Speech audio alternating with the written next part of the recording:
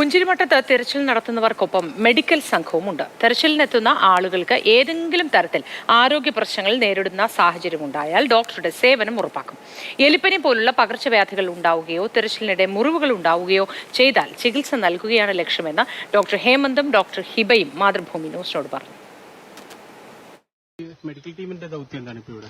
Medical team എന്ന് പറഞ്ഞാൽ ഇപ്പോഴും പറഞ്ഞാൽ ഇവിടുത്തെ അതായത് ഇപ്പോൾ സ്റ്റാഫ്സ് ഉണ്ട്, അതായത് ഇവിടെ വർക്ക് ചെയ്യുന്ന ആൾക്കാർ, വർക്ക് ചെയ്യുന്ന പേർക്കാണെങ്കിലും ഇപ്പം നിങ്ങൾക്ക് തന്നെ അറിയാം, ഒരു കണ്ടീഷനിലാകുമ്പം എലിപ്പനി ഈ സാധ്യതകളൊക്കെ കൂടുതലാണ്.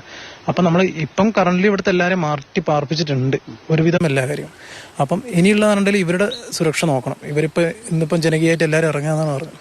അപ്പോൾ ഇവരുടെ സുരക്ഷ ഏറ്റവും ഇമ്പോർട്ടൻ്റ് ആയ ഇപ്പോഴത്തെ കാര്യമാണ്. കാരണം ഇവർ അവിടെ വന്നിട്ട് എന്തെങ്കിലും മുറിവ് പറ്റാനും ഇപ്പോൾ ഇവർക്കുള്ള പ്രൊഫൈൽ എക്സസൈസ് നമ്മൾ കൊടുക്കാനും ഇവരുടെ ഹെൽത്ത് ചെക്ക് അതോടൊപ്പം മെയിൻലി നമ്മൾ ക്യാമ്പിൽ നിന്ന് വരുന്നവർക്കും ചിലപ്പോൾ ഇവിടെ എത്തുമ്പോൾ വേറൊരു സീൻ ഉണ്ടായി അല്ല, അവർക്കും ഇത് കണ്ടിട്ടും അവർ പാനിക്കാനുള്ള സിറ്റുവേഷനും അങ്ങനത്തെ കാര്യങ്ങളൊക്കെ ഉണ്ട്. അവരിപ്പോൾ ഇവിടെ ഇപ്പോൾ നമ്മൾ അവരെ മാറ്റി പാർപ്പിച്ചിട്ടുണ്ടെങ്കിലും ഇന്നിപ്പോൾ അവർ തെരച്ചിലിൻ്റെ ഭാഗമായിട്ട് ഇങ്ങോട്ട് വരികയാണെങ്കിൽ അവർക്ക് അതിൻ്റെതായ ബുദ്ധിമുട്ടുകളും കാര്യങ്ങളൊക്കെ ഉണ്ടാകും.